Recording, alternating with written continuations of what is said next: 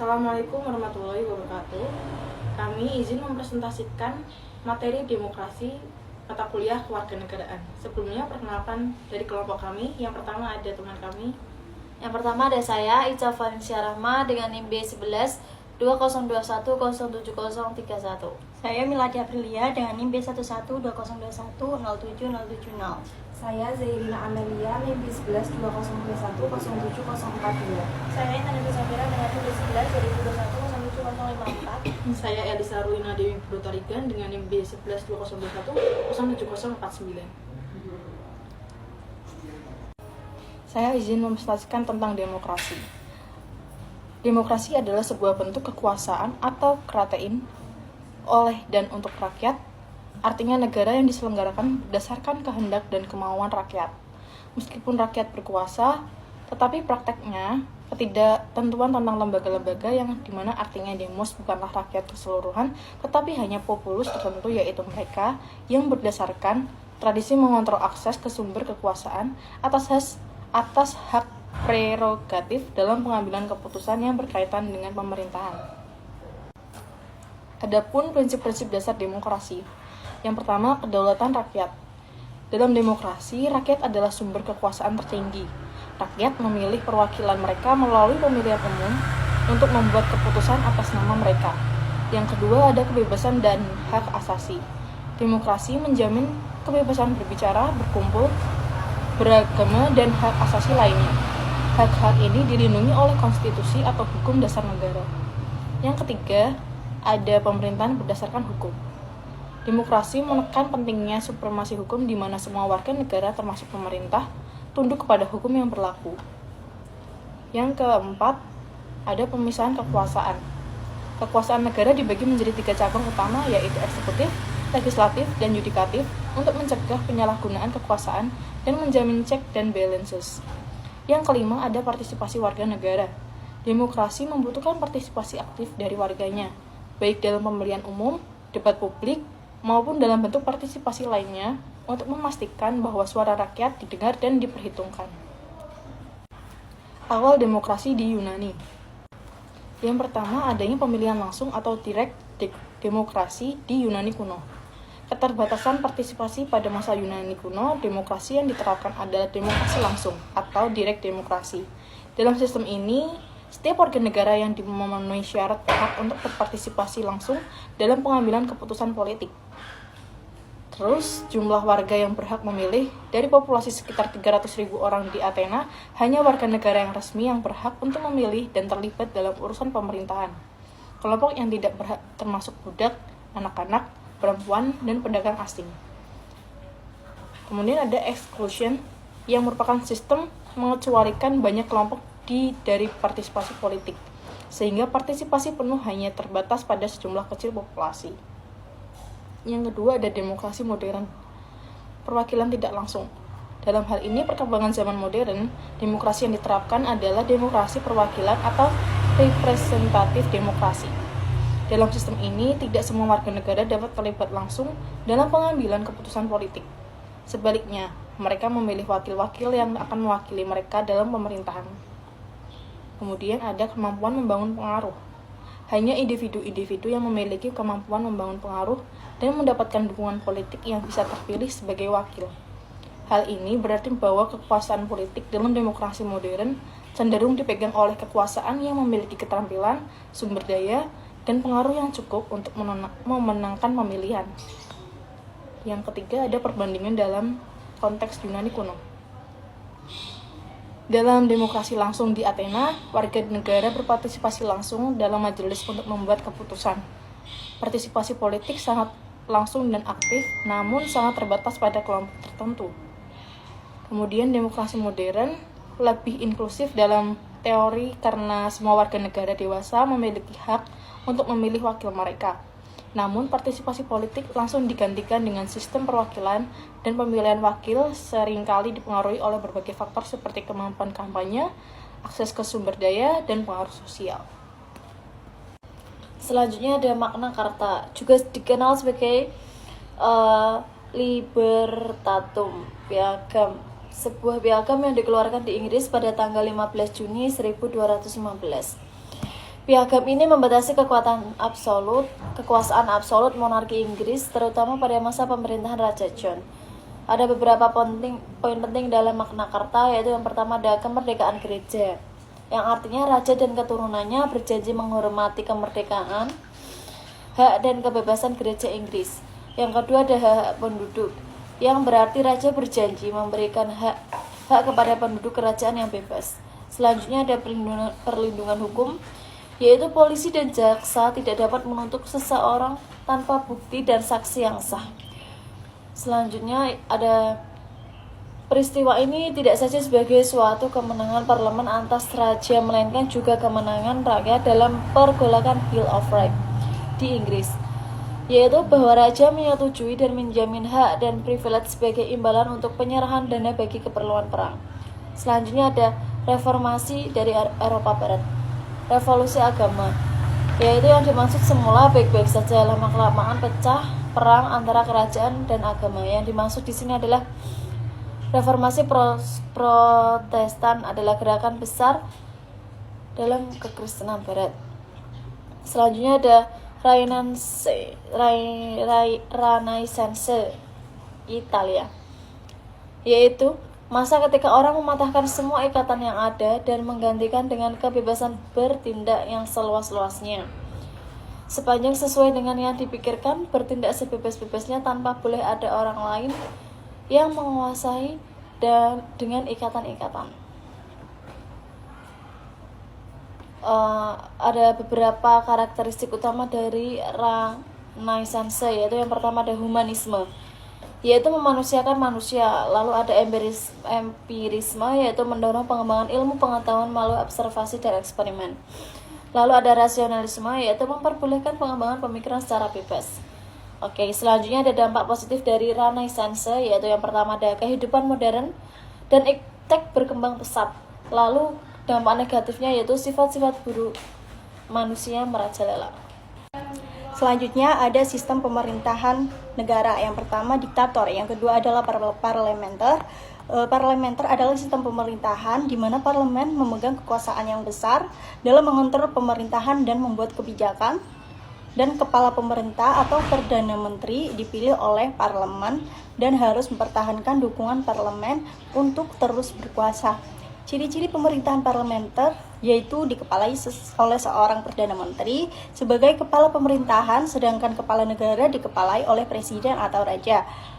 Kemudian kekuasaan eksekutif presiden ditunjuk oleh legislatif, sedangkan raja diseleksi berdasarkan undang-undang. Kemudian ada sistem pemerintahan negara secara presidensial.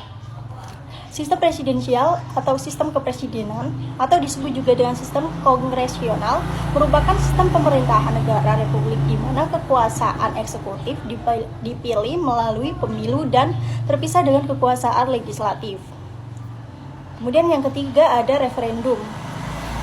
Referendum adalah pemungutan suara publik khususnya dalam ranah tertentu, yaitu referendum tak selalu berkaitan dengan pemilihan atau penentangan suatu peraturan. Sedangkan menurut Randy Adiwilaga dan kawan-kawan dalam buku Sistem Pemerintahan Indonesia 2018, referendum adalah kegiatan politik yang dilakukan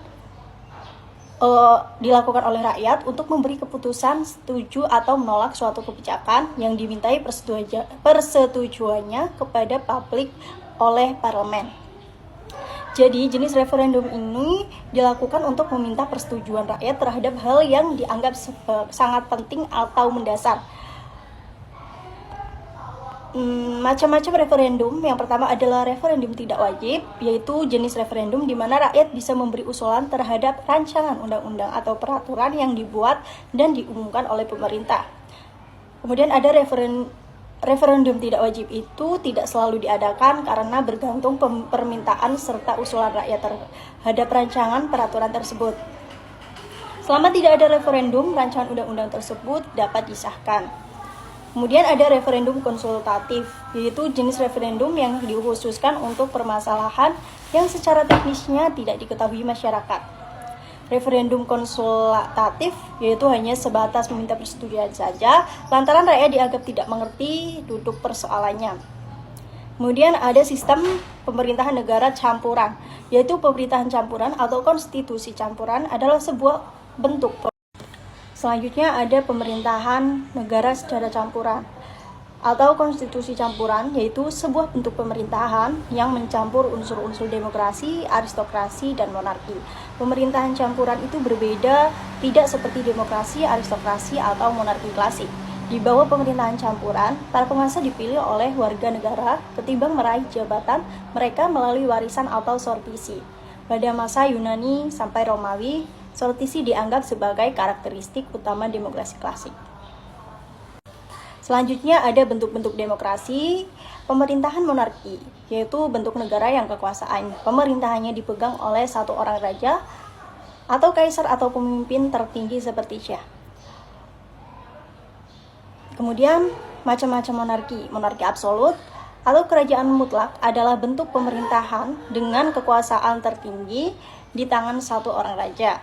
Dalam monarki absolut, raja atau ratu mempunyai kekuasaan absolut dan sama sekali tidak terbatas. Seringkali monarki seperti itu bersifat turun-temurun. Kemudian ada monarki konstitusional, adalah bentuk pemerintahan di mana kekuasaan raja dibatasi oleh konstitusi atau undang-undang dasar.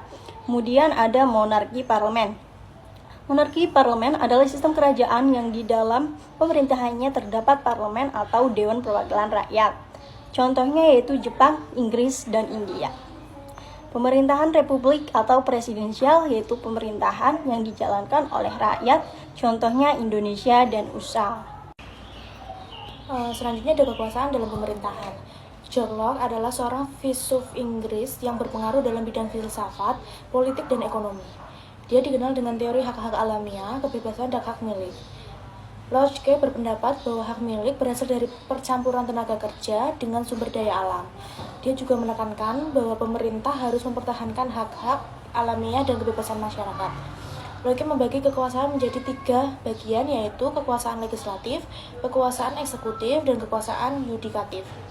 Di mana legislatif itu yaitu membuat undang-undang, eksekutif yaitu melaksanakan undang-undang, dan yudikatif menyelesaikan sengketa.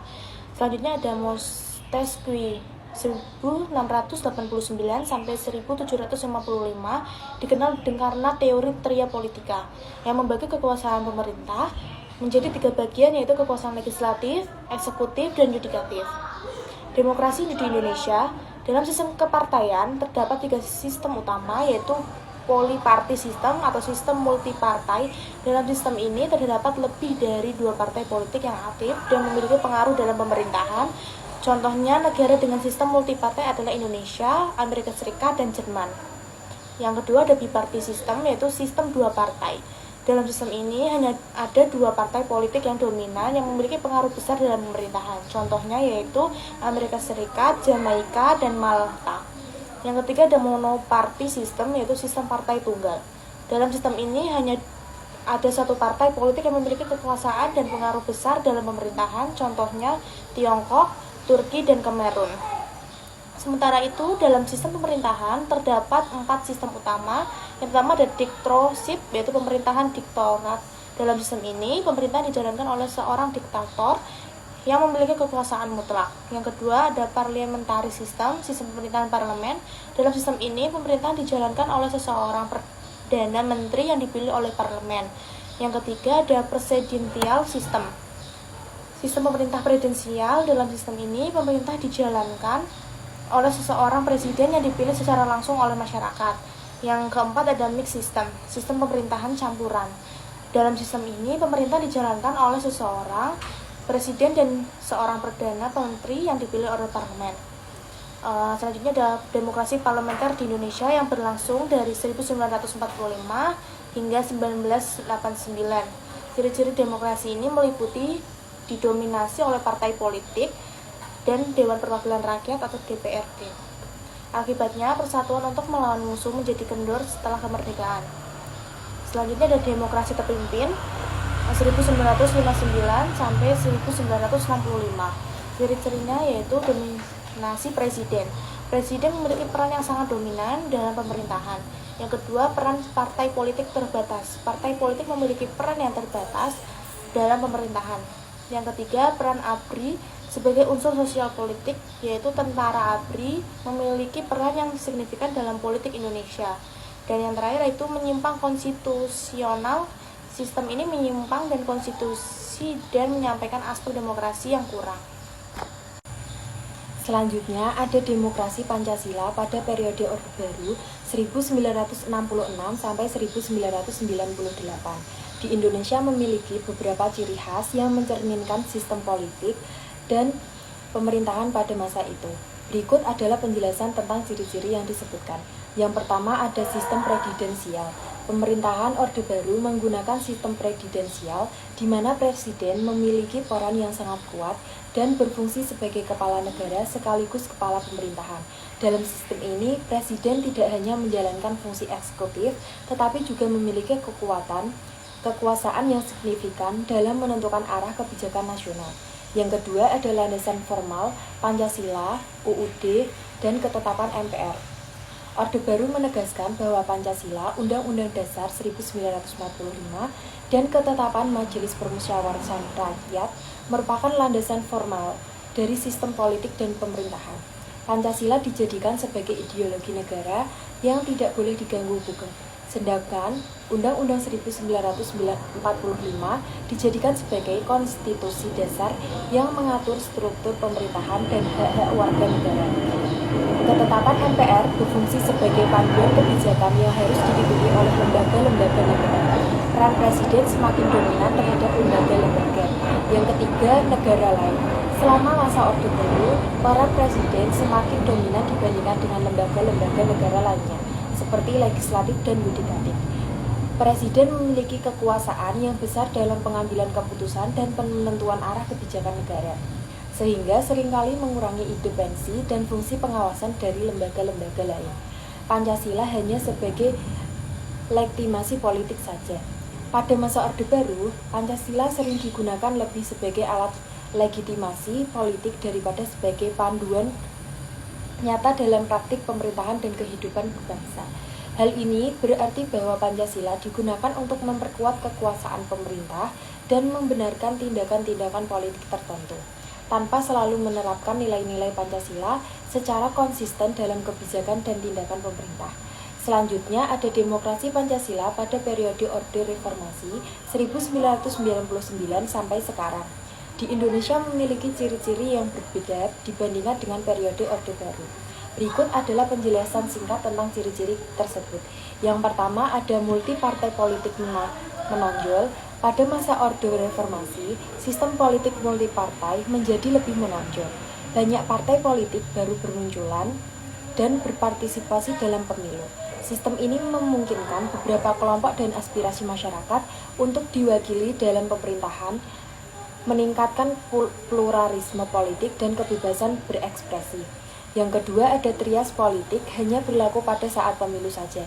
Setelah itu lebih ke arah pembagian kekuasaan antara presiden dan DPR.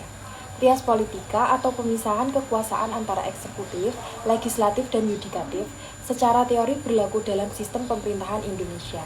Namun, dalam praktiknya setelah pemilu, pembagian kekuasaan cenderung lebih berfokus pada interaksi antara presiden dan Dewan Perwakilan Rakyat yaitu DPR. Seringkali mengurangi independensi, lembaga-lembaga lainnya berusaha mengembalikan pertimbangan antara kekuatan. Yang ketiga, antar lembaga negara. Pada masa reformasi, ada upaya untuk mengembalikan dan menjaga keseimbangan kekuasaan antara berbagai lembaga negara.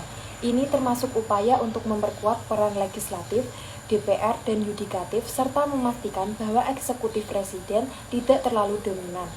Langkah-langkah reformasi hukum dan institusi dilakukan untuk memperkuat sistem checks and balance, untuk meningkatkan transportasi dan mengurangi korupsi. Sekian presentasi dari kelompok kami. Apabila terdapat salah dalam ucapan, mohon dimaafkan. Sekian dan terima kasih. Wassalamualaikum warahmatullahi wabarakatuh.